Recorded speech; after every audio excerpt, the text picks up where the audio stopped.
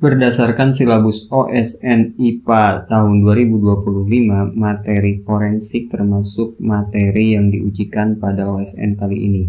Jadi mari kita coba bahas beberapa soal tentang forensik. Nomor 1. Berikut ini adalah tanda-tanda mati keracunan.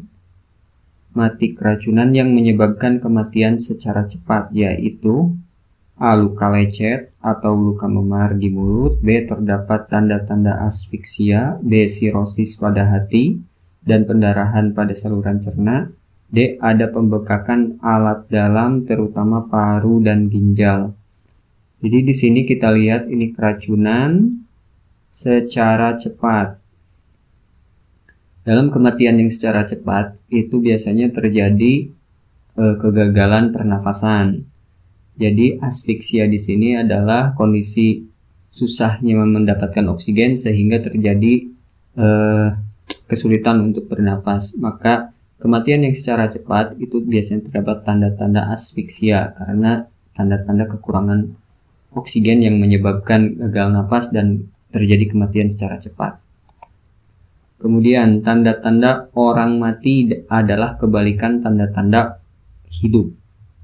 Pernyataan berikut merupakan ciri-ciri orang yang masih hidup kecuali. Tanda ciri-ciri orang yang masih hidup kecualinya. Berarti di sini sistem peredaran darah masih berfungsi, ini orang hidup. B. Sistem pernapasan masih berfungsi, ini juga ciri orang hidup. Otot lemas, ini bisa merupakan ciri orang yang sudah mati. Suhu tubuh di atas suhu lingkungan, ini juga orang yang masih hidup.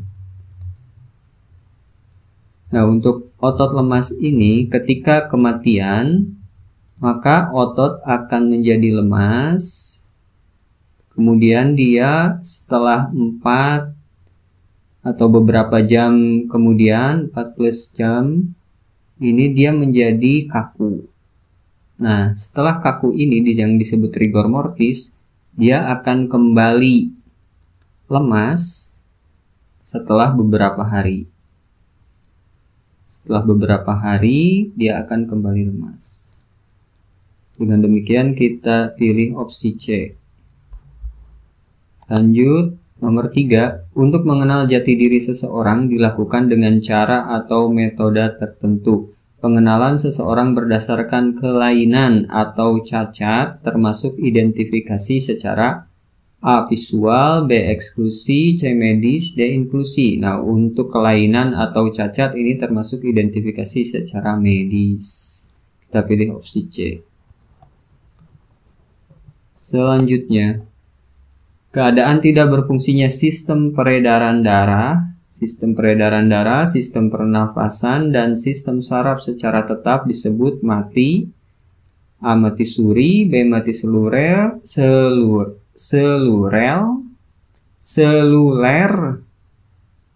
banget ya. C. Somatik, D. Lemas. Nah, di sini yang tidak berfungsinya peredaran darah, pernapasan, dan sistem saraf disebut mati somatik.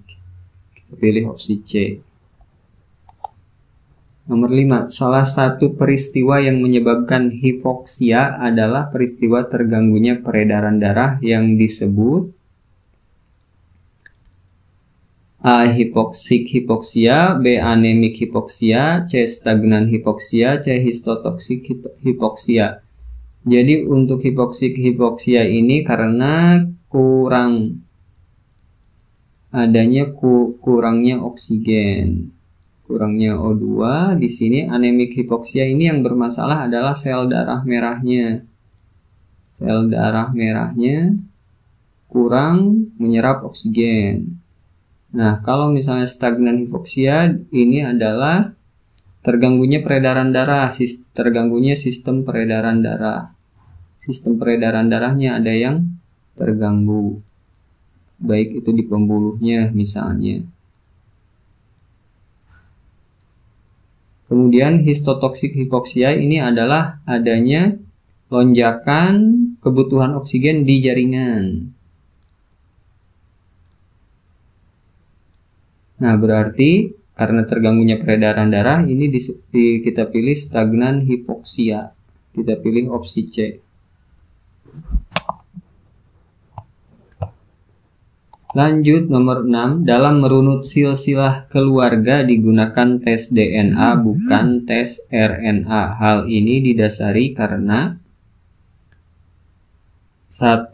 DNA adalah penyimpanan sifat dan RNA adalah pembawa sifat. 2. DNA jelas terlihat saat pembelahan sel. 3. Sifat struktur DNA adalah stabil, sedangkan RNA akan terurai setelah selesai bekerja dalam pembelahan sel. Nah, kenapa dalam silsilah keluarga kita menggunakan tes DNA? Karena sifat DNA yang stabil. Jadi kita pilih opsi nomor 3 aja. Selanjutnya nomor 7, penentuan jenis kelamin korban kecelakaan termasuk tugas forensik. Penentuan jenis kelamin korban dilakukan dengan pemeriksaan anatomi tulang, ya ini bisa, pemeriksaan histologi juga bisa, melakukan eksekusi pada tubuh korban juga bisa. Jadi kita pilih 1, 2, dan 3.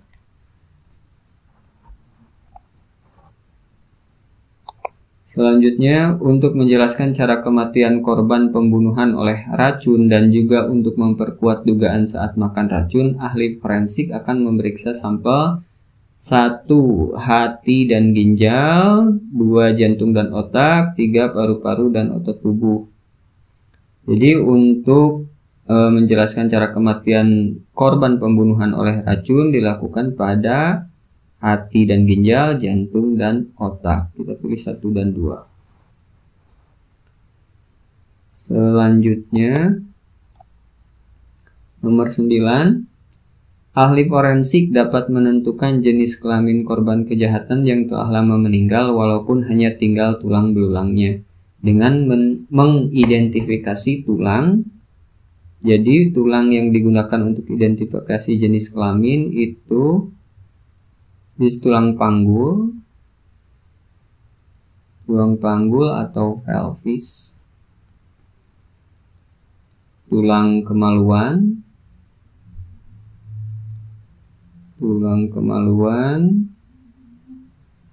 atau pubis, tulang paha ini atau femur, kemudian tulang tengkorak, ya tulang tengkorak, dan juga tulang mandibula. Nah, selanjutnya nomor 10, identifikasi korban dengan cara mencocokkan daftar penumpang atau manifest disebut metode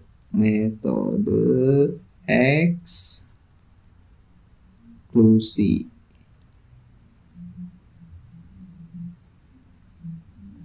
Nah, sudah jadi demikian untuk pembahasan soal kali ini. Semoga teman-teman bisa sukses dalam OSN.